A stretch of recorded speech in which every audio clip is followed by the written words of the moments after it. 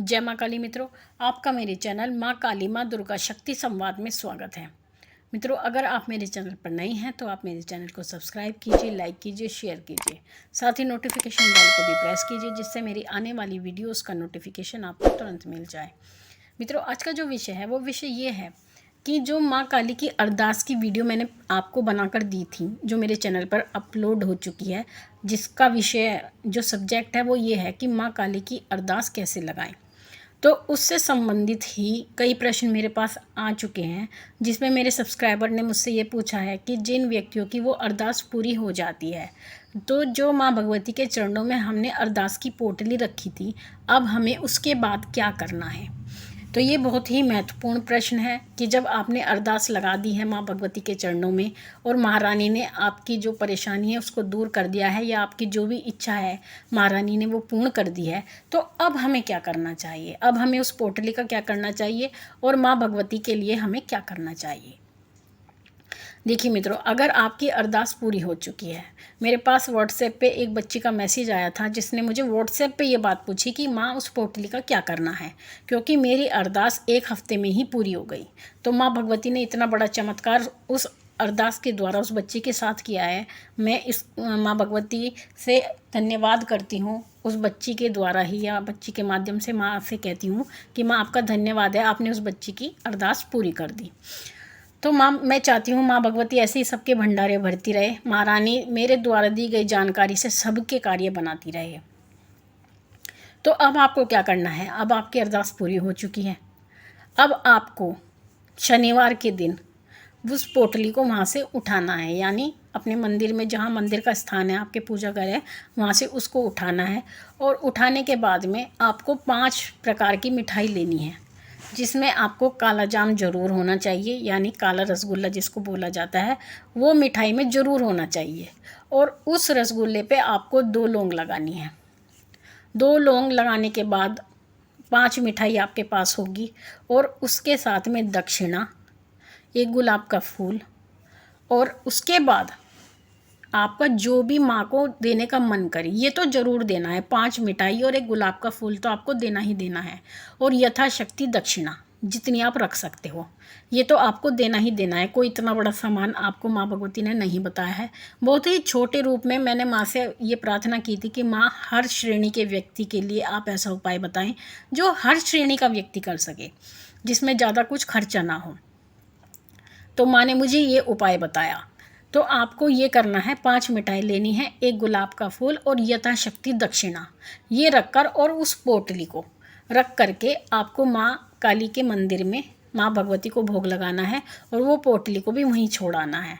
तो इस प्रकार से माँ भगवती ने जो आपकी अरदास पूरी की है, वो कार्य आपका वहाँ पर जाकर पूर्ण होता है उस इच्छा के लिए। उसके बाद अगर आप अपनी और कोई इच्छा या परेशानी माँ भगवती से चाहते हैं कि वो आपकी परेशानी का हल करें या आपकी इच्छा को पूर्ण करें, तब आप एक नई अरदास लगाएं, यानी फिर आप अगले कार्य के लिए नई अरदास लगाएं। और जिस प्रकार मैंने बता रखी है आपको वीडियो में, उसी प्रकार से आपको वो अरदास लगानी है। तो इस प्रकार से माँ भगवती आपका ये एक अरदास पूरी मान लेती है, यानी आपकी अरदास पूर्ण मान लेती है। यहाँ तक आपका कार्य पूर्ण हो जाता है और आपके ऊपर कोई भी किसी प्रकार का उत्तरदायित्व नहीं रहता है। और मैंने जैसे कहा है कि 5 मिठाई तो आपको लेनी ही लेनी है।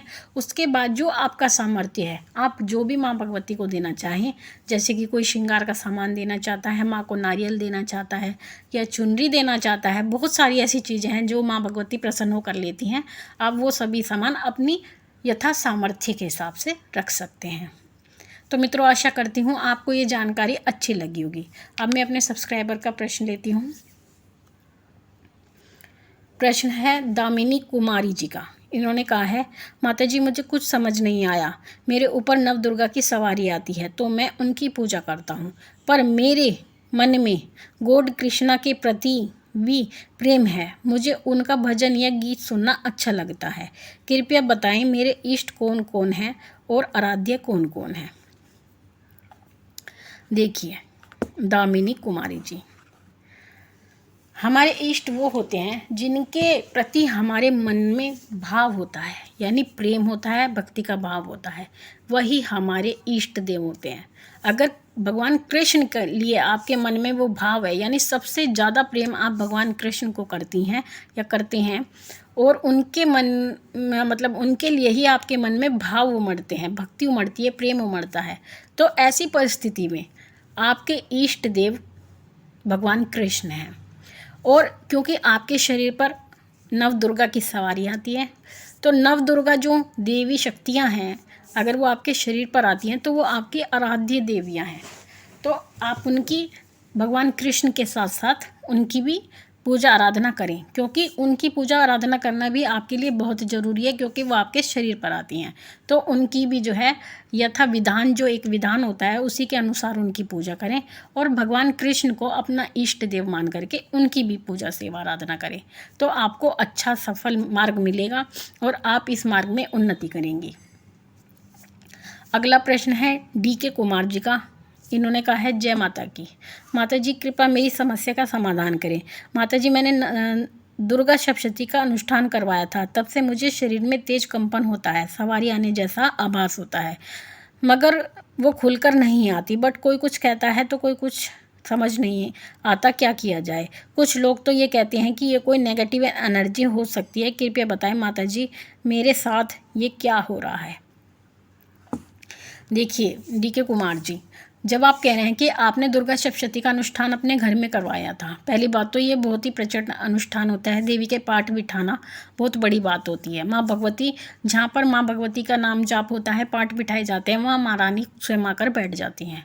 और जब माँ भगवती किसी के घर में प्रवेश करती हैं तो उस घर में नकारात्मक जितनी भी ऊर्जाएँ होती हैं वो इधर उधर, कहते हैं उनमें एक भगदड़ सी मची जाती है। वो अगर आपके शरीर में भी है तो वो भी बेचैन हो जाती हैं। और या फिर अगर आपके शरीर में कोई ऐसी सकारात्मक ऊर्जा की किरण है, क्योंकि जो ऊर्जा की किरण होती है, दोनों तरह की किरण होती है, सकारात्मक भी और नकारात्मक भी। तो जो ये दोनों किरण आपके शरीर में है, या तो वो सकारात्मक हो या नकारात्मक, कभी कभी ये दोनों ही किरण या एक ही किरण, कोई एक ही है मान लीजिए, दोनों शुप्त अवस्था में होती है, यानी सोई रहती हैं आपके शरीर में। नकारात्मक ऊर्जाएं भी ऐसी होती हैं जो आपके शरीर में सोई रहती हैं, यानी आपके शरीर में होती हैं लेकिन उनका कोई भी चिन्ह आपके शरीर में दिखाई नहीं देता। वो चीज़ दिखाई देती है आपके घर के अंदर, यानी आपके घर की परिस्थिति में। या तो आपके घर का पूरी तरह नाश कर देंगी, घर में खाने पीने को कुछ नहीं छोड़ेंगे, सब कुछ ख़त्म कर देंगी, लेकिन किसी भी घर के परिवार के सदस्य के अंदर कोई भी ऐसा लक्षण नहीं होगा जिससे ये पता लगे कि घर में नकारात्मक ऊर्जा है या किसी के शरीर में वो निवास करके बैठी हैं। इसी प्रकार से सकारात्मक ऊर्जा भी किसी के शरीर में होती है, लेकिन वो सुप्त अवस्था में होती है। लेकिन जैसे जैसे आपने कहा कि आपने चंडी पाठ, दुर्गा सप्तशती का पाठ अपने घर में बिठाया था, तो वो ऊर्जा जागृत हो जाती है, क्योंकि जब माँ भगवती की ऊर्जा वहाँ पर प्रवेश करती है तो शरीर की ऊर्जा जागृत हो जाती है। तो वही जागृत ऊर्जा अब आपके शरीर में कंपन पैदा करती है और आपको सवारी जैसा आभास देती है। लेकिन फिर भी मैं एक बात कहूँगी, आपने मुझे बात बताई है, अच्छी बात है। इस बात का पता तब अच्छी तरह चलता है जब आप या तो मेरे सामने आकर बैठेंगे या किसी भक्त के सामने आकर बैठेंगे, तब आपको वास्तविकता आपकी क्या परिस्थिति है, तब आपको हर चीज़ पता लग जाएगी। तो मैं तो यही कहूँगी, जो सप्तशती से जागृत हुई है वो आपके अंदर सकारात्मक ऊर्जा है, क्योंकि सकारात्मक ऊर्जा के ही सारे लक्षण आपके शरीर में हैं। बाकी आप किसी अच्छे भक्त से मिलकर आप पता लगा सकते हैं। तो मित्रों, आशा करती हूँ मेरे द्वारा दी गई जानकारी आपको समझ में आई होगी। माँ भगवती से ये प्रार्थना करती हूँ वो आपके भंडारे भरती रहे, आपकी सभी मनोकामनाओं को पूर्ण करे। आपसे फिर मिलूँगी अपनी अगली वीडियो में, तब तक के लिए जय महाकाली, जय महाकाल।